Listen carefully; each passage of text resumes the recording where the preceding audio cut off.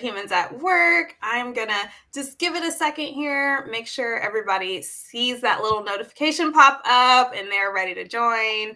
Also, as you know, I'm always reposting too on the side. So getting everything all set up here. And I am excited today to be joined by Courtney J. White. And I'm pulling up your bio because I don't want to miss anything. Courtney is an international award-winning business leader, executive coach, community advocate and speaker, and currently he serves as the head of North American Human Resources and Global Diversity, Equity, and Inclusion for BASF Agricultural Solutions. In his role, he is accountable for leading the development and implementation of strategies to engage and harness the dynamic power of people.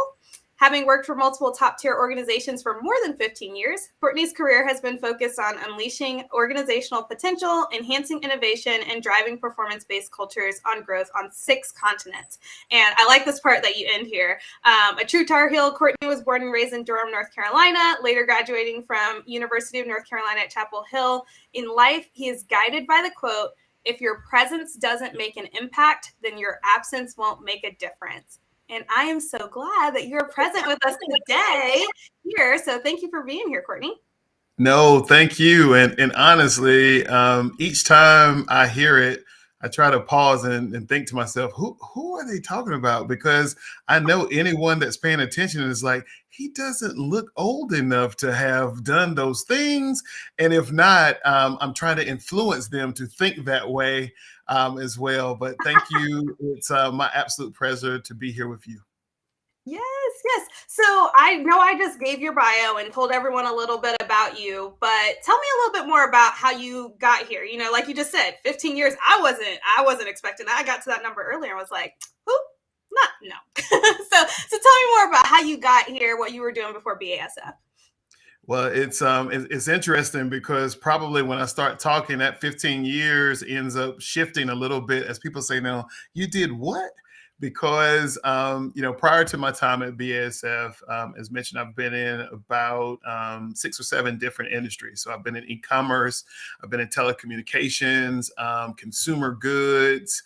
I've also just tried to look at maybe the dynamic nature of things. And not only have I spent time in human resources, but also in sales, marketing, business development, communications, et cetera. So it's really when I start saying that, people go, really? Now, how is it all possible?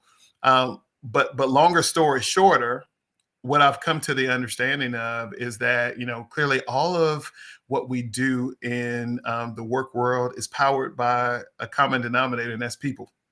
Yes. And so I love, the fact that that's a common thread at the end of the day, because whether it's a for-profit, nonprofit, et cetera, doesn't really matter to me. What we recognize is that the employee experience impacts the customer experience, which impacts whatever the outputs and outcomes that you're driving towards. And so in the big scheme of things, I just see myself working the full pipeline of what it takes to make organizations not only relevant in the now, but relevant for the future. Yes. No, I love that. We remind people all the time because I think, my background's in industrial organizational psychology, so science of human behavior in the workplace. And so when talking about DEI, it's like, yeah, we love data and we can talk about that all day, but it's also human centric because this is people work. And people focus on, it's the money or the product, the services. And it's like, okay, cool. But it's still, your organization is made up of people and you're serving people, whoever your client is, whoever your stakeholders are. So love that call out.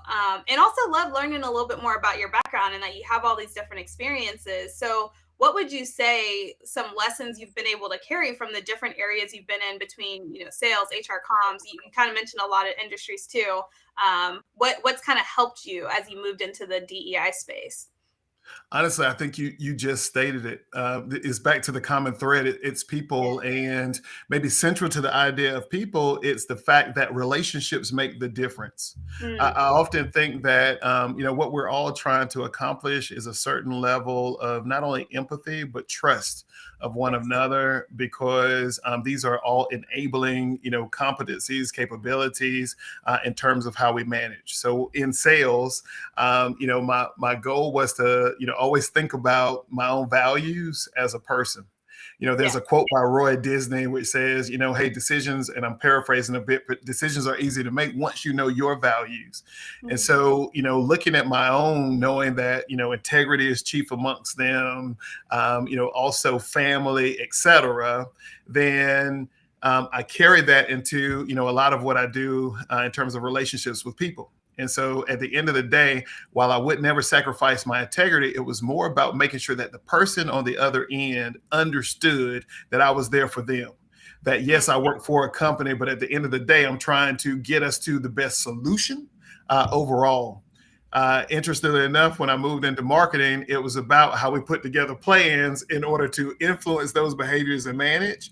And if you yeah. keep going, from role to role, function to function, etc., this was the common thread, as you stated, that it comes down to people, relationships, and Mm, ultimately empathy, and just trying to understand what it is that's not only driving the other person, but what they want as an outcome. At the heart of what we do in diversity, equity, and inclusion, I think we find these very similar things.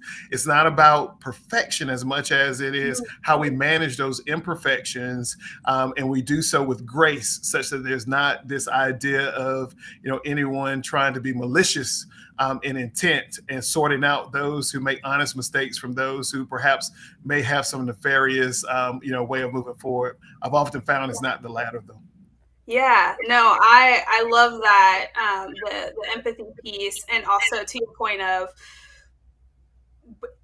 that it's not all bad, right? And so figuring out where people are coming from and helping get to that space, I think that can also help a lot, because diversity, equity, and inclusion, what I've found, just saying those words sometimes can scare people, right? Because if they're so concerned that we're just looking for how you're doing things wrong and there's no space for mistake, that can push people off. It can turn people away of, why am I even going to try if you're the DEI police, And so I like that you said it's not about perfection. That's one of the things I tell people all the time. It's not about getting it right, right? It's what do you do when you get it wrong.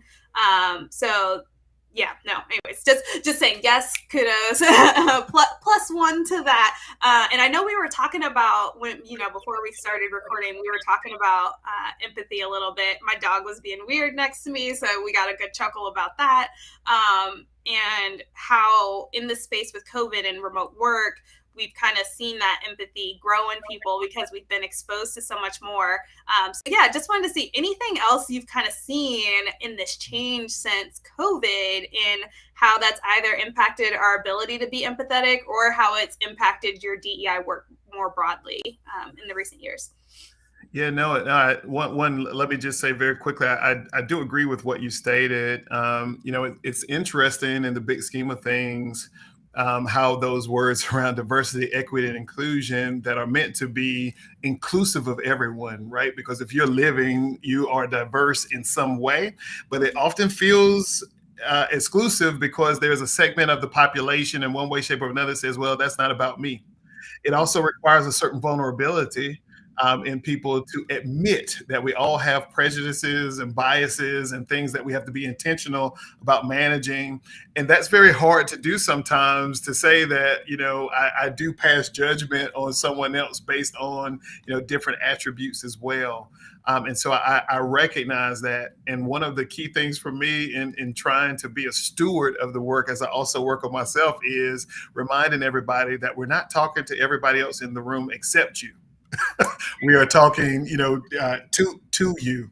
And so that's been a very key theme, because if I work on me and someone else works on them, then that's ultimately how we start to, collect and get the movement that we need in the big scheme of things, managing the topic. But my learnings continue to increase, through COVID, as we I think there are so many people who started to reflect on their own experiences, given isolation in some cases, the fact that people were connecting virtually more. I had people who told me, honestly, I had never thought about working remotely before, but the fact that I have done it now, I want more of it. And so we see the increase in the desire to have more flexibility and ownership of how employees and people in general spend their time. And so I think this has challenged a lot of employers to rethink how we work, how we manage. But it's really because I think people are also trying to think about what they do away from work, and this idea of how we integrate, work and life without sacrificing, one another. So while not a science, it's become an art. Our goal at BASF has been to try to have, flexibility that allows for people to really do what makes sense, knowing that we do have some roles because we manage manufacturing sites and others where you can't do the work remotely. So how do we create equitable situations in the workplace that ultimately give people as much flexibility as possible without sacrificing what we need to deliver for our stakeholders and customers? Because at the end of the day, I think what we found is we spend so much time, if I just go back to the beginning, on the customer experience, that now employees have basically determined, I want the same thing. Yeah. I want as much focus as we spend on the customer experience to be focused on the employee experience. And while we may start sometimes from a place where people are thinking more about self, I have found that as we continue the conversations, that people are often very reasonable too in recognizing what the trade-offs are. And so we just have to stay pretty open, honest, vulnerable, and make sure that people stay on the journey with us as we still try to figure it out. And also not to do everything top down. It's really about having the voice of the employees as a part of this too, so that as much as we can, we are making conscious, collaborative decisions around what's done, and perhaps also what's not going to be done. Yeah, that open transparency, honesty, I think that's really key. And we preach that all the time. I also like how you focus on the employee voice, because so often we read a book or an article or listen to a talk and then we think, oh, we have to do this thing. But really, just listening to your employees, asking them what they want is the best way to know what they want and how to move forward. Because I've seen organizations start throwing things at the wall thinking this is what's going to make our employees happy. And they're like, no, really, I just want this. And it's like, oh, well, if I would have just asked you first, I could have saved myself a lot of time and energy. You know what? This is, you just reflected a wonderful conversation that we've been having in the organization, which says, we have, our surveys, pulse checks, and all of this other data, which basically asks employees, what's on your mind? What are you looking for? And then sometimes you sit in a room and you create additional focus groups and you come out with a different set of, data. And you then may even have a third set of data that's not connected sometimes to the other sets, because it's like, oh, I think this is what we have to do. But maybe the answer's right in front of you.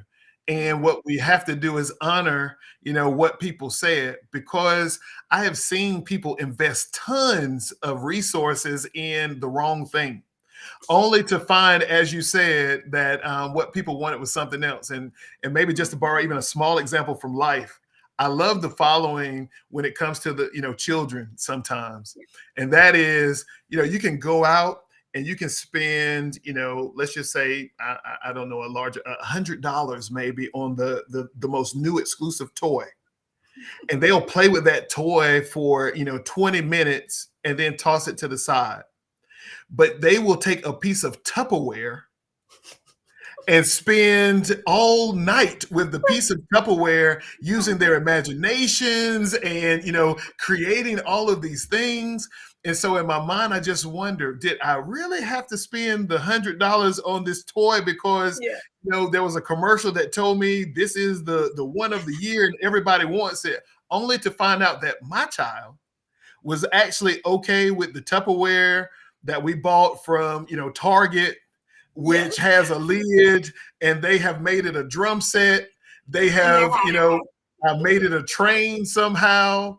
It's been a projectile object that they threw at me. I mean, it's been everything, and We has have meant similar much things more. with pets, right? So for me, it's like it's the box the toy came in. They'll be happier with that, you know.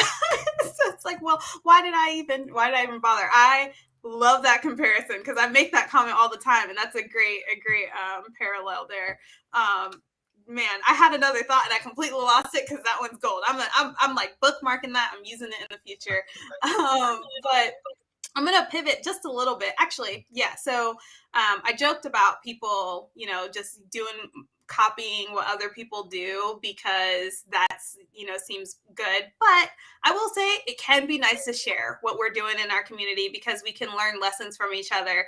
And so that being said, can you tell us a little bit? What do y'all have going on at BASF? Are there any efforts that you're really proud of that you think others could learn from and consider, not necessarily implementing just like copy paste, but just get their brains flowing on some things? Especially, I know we work with a few people who have that conundrum of hourly versus salary, and you know, what do you do for that situation? So yeah, anything you're willing and able to share about, things to consider. I may not do complete justice to the number of things that go on, but I have to say first, I'm privileged to work with an exceptional number of employees at BASF, both that lead people formally and then those that lead people informally. We have, things that I know others would be used to, like our employee resource groups, at least 10 or more, and they continue to be created as we find new topics where perhaps we haven't been as focused on. And so I love those. But at the same time, we have a number of supporting strategies that also speak to DEI that may not fit the idea of our employee resource group. So one I always love to highlight is we have an employee band. And they're called the Solutions, and it's a group of employees from all parts of the organization who have these extremely powerful talents that come together. They are so good that not only do they play a number of our events, but we have folks from the community that call to book them as well. And so, this is another way to bring people with different backgrounds together, to learn from one another, to build relationships and connect. We recently had what we refer to as our diversity and inclusion days, which are a number of days where we allow the employees to come together. We share best practices amongst each other from inside of the organization, outside the organization. We also host keynote speakers. We did a town hall as a part of the event where we talk about, trying to bring transparency to the data that we have in the organization too. Here's where we are. More importantly than here's where we are, here's why we're where we are. And then ultimately, here's how we need the collective efforts of everyone to continue us forward on the journey. And then back to this idea of transparency and vulnerability. We open ourselves to answer any questions, and we try to do so outright to make sure that our teams know as much as we do. We have Ask Anything sessions that we do as well, that we host, where it's smaller groups coming together. You get the senior leadership aligned to basically submit responses to any employee questions that we have. And then maybe the last but not least thing that I would highlight here too would be our employee resource groups have a diversity and inclusion council. Okay. And the Diversity and Inclusion Council created what they call the chemistry of inclusion. And so they built the program that we also use to go out and help break down unconscious bias, to help people realize that, you don't have to be perfect to start, but if you want to be perfect one day, you do have to start. So it's about taking those first steps. And then we do inclusive executive leader development sessions too, over a course of months, where we have external partners that work with us. And it's not all about the executives. We have similar for varying levels within the organization. I'd say that would be the last, but I'd be remiss because you mentioned non-exempt and exempt populations. Yep. We run 24-hour operations too. And so one of the things that's happened as of late is any new vendors that are coming on to work with us that deliver content and different things, I am asking them for one additional thing. And that is, I need you to be able to meet our employees where they are, when they are. And so if a Mm. shift starts at 2 a.m., I want to deliver content at 2 a.m. I want to deliver content when it makes sense for them, not having to change their schedules, because, of course, as with everyone else, on a typical 8 to 5, they're managing life and different things too. And so this has been really supportive of the environment. And those employees that hear it also love it. There was so much good in that. I love that. I love hearing the number of employee resource groups you have, because I feel like, so back to the point earlier of how some people feel like DEI isn't for them. I always make the joke that in America we have the big three, and that's, we talk about race and specifically black and white. We talk about gender, especially men and women, and we talk about LGBTQ. Like, and then outside of that, if you don't identify with one of those historically disadvantaged groups, you feel like, oh, we're not talking about me. So, anyways, I digress.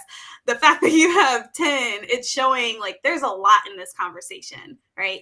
And there are a lot of different identities we can lean into. And I also liked, I'm obsessed with this idea of the band. I'm gonna have to look this up, especially because y'all are in the area. I'm like, where this band at? Can I see it happen? We will invite you out. Just let me. Please.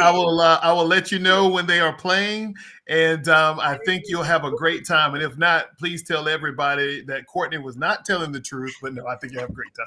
No, I would love. I love music, so just put me there. I'm gonna love it no matter what. But I love that shows a different angle to DEI work, because something else I tell people too is not everything has to have a big diversity, equity, and inclusion label slapped on it for it to have an impact on equity and inclusion. And so it's another idea of, hey, this is something we can do that maybe doesn't say DEI, but it has that impact and the value. So really love that. And then one more thing I want to call out is the not just executive, because there is power in the top down, sure, but everybody's involved. So what are we doing for those other levels? So I love that you're looking at other levels, and also what you're doing, bringing external people in to help. We don't have to do it all ourselves. That's okay to get help, to open that door and let people know this is what we got going on. How can you assist? And for me, the new thing is a company saying, if we need them at 2 a.m., you're going to be here at 2 a.m. And I hope more companies are willing and able to stand up for that and get their employees what they need, how they need it, and not make them bend, because it's already something where they're maybe like, oh, this is something else. So I don't know. That was a lot. I know we've been here for a little while, so I do want to ask one more question before we get wrapped up for today. And that is simply, we've talked about a lot, so you might already say like, well, I'm gonna call back to this, and that's okay. But what do you think organizations need to do to improve the human experience at work? Yeah, no, thank you for the question. And look, listen, honestly, everything that you've stated. Maybe if you don't mind, just the one quick blurb I would say before we go into it. One of the other things that's been key for us around diversity, equity, inclusion is to make sure everyone knows that this is a key factor of engagement in general.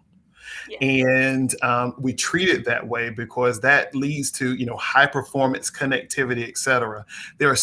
It really does cut across everything that we do, which is another reason why we've embraced it as a key pillar in our organizational strategy connected to what we deliver for our business. And I would implore everyone to do that. And I don't mean to be political here, but Joe Biden made a comment one time, and he said, don't tell me what you believe in, show me your budget. And once I see the line items that are in it, I will tell you what you believe in. And so I also say this because this is an area that we need to be as intentional about as we are about every single other thing that we do. And so with that, and the maybe closing question that you asked, maybe I think about it this way. A woman once asked an artist, how do you make such beautiful things from stone?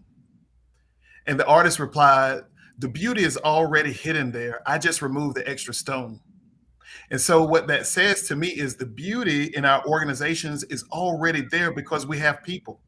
And so because we have people, it's already inherent in each one of us. We just have to remove the extra barriers and intentionally make sure that they expose the values that we truly need in order to live and be our best selves. Why? Because at the end of the day, organizations do not decide their futures. They decide their values, and their values decide their futures. Mm, love that. Love that. What a closing comment. See, I don't even have anything else to say other than thank you, Courtney, again for joining us today. Really appreciate it. And connecting with me in general, because I'm pretty sure I just like popped up in your face one day and was like, we're going to be friends. And so thank you for listening, for becoming my friend. I love it. And thank you to everyone who joined us live. And if you're watching a recording, thanks for taking the time, and have a great day, everyone.